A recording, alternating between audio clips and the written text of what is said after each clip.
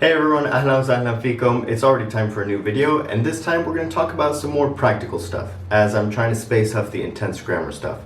So today we're going to review how to talk about place in Palestinian Arabic. So we already know how to ask where, which is when. So today we're going to be answering that question. But I'm not just going to tell you how to say here and there. As always, we're going to dig a little bit deeper. So let's get started. Okay, let's start with the basics so we're on the same page. Some of this overlaps with Fusha, so for those of you who have some Arabic background, it should be pretty straightforward. So the word for here in Palestinian Arabic is hon. Again, that's hon with the soft H and a long O sound, hon. Now remember that in the dialect, you sometimes have a number of similar words for the same concept. So I've actually seen hona used, which is closer to the original Fusha word. Now the word for there is exactly as in Fusha, it's honak. Think about the K here as referring to you, so here is where I am and there is where you are, which is why it's hon and then honak. And just for fun, I'll mention that in northern Palestine there's an entirely different word for honak, which is quite random. It's ghad. To my knowledge, it's not used in other areas of the Arab world, and I don't know the origin of it, but it definitely, like when I was in Haifa or talking to Palestinians in 48 in general, everything was ghad, ghad, ghad. So it's definitely used, but anyway, do with it what you will. Now let's do some directions.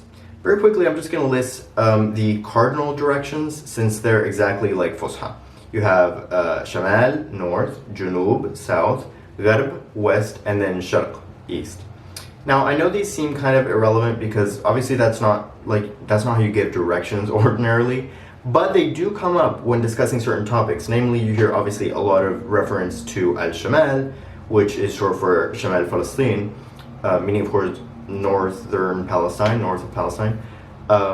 So that's like basically everything like north of Nablus, more or less, and refers especially to areas outside of the West Bank, like Haifa and Nazareth. You'll also hear, of course, Al-Quds al-Gharbi, which is West Jerusalem, and Al-Quds al-Sharqi, which is East Jerusalem. Not to mention, obviously, Al-Sharq al-Awsat, which is the Middle East, of course. So yeah, geography is important in Palestine, so you'll run into these terms without a doubt. As for straight up directions, you have al-Yamin and al-Shamal.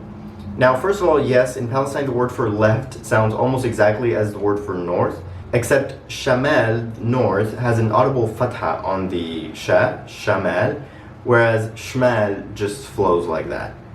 Note that the word Shmal is unique to the Levantine dialect, so it's definitely an odd one and it's not used elsewhere, kind of like Yad in that sense.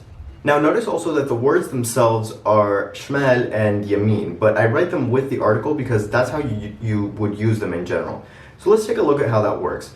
In a future video, we're going to dive into all the different ways to talk about movement and coming and going, but for now I'm just going to teach you one quick verb that you can start practicing to give directions. And that is laf, meaning to turn.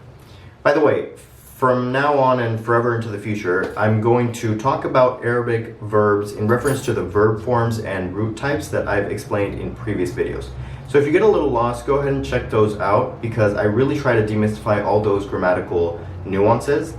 But anyway, for now, laf is of course a form 1 verb, and specifically it's what I call a CY verb.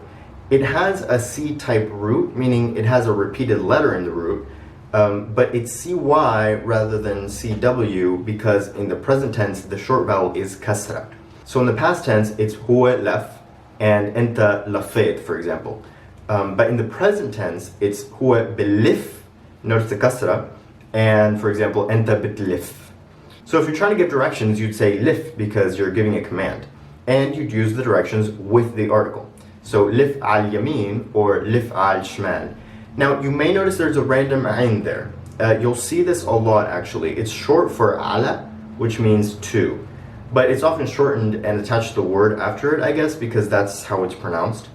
Either way, if you're going to write it, you can just write lif ala al-yamin or lif al-yamin.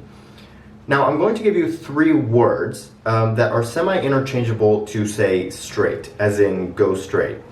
First we have duri, which is the most exact translation of straight. I've already mentioned the word rah, which means to go.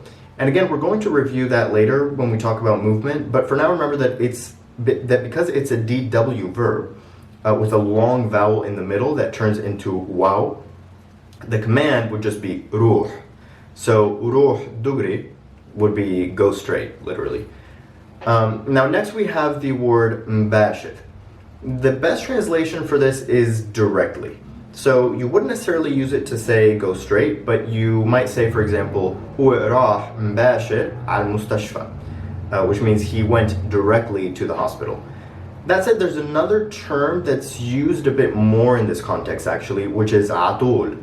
And notice that it's a contraction of على طول. In this context, it means the same thing, essentially, but it's actually a bit more common. That said, mbashid is the more exact translation of directly, so it has a more general usage too. So you can use it to say, for example, ihki mbashid, like speak directly, as opposed to like beating around the bush.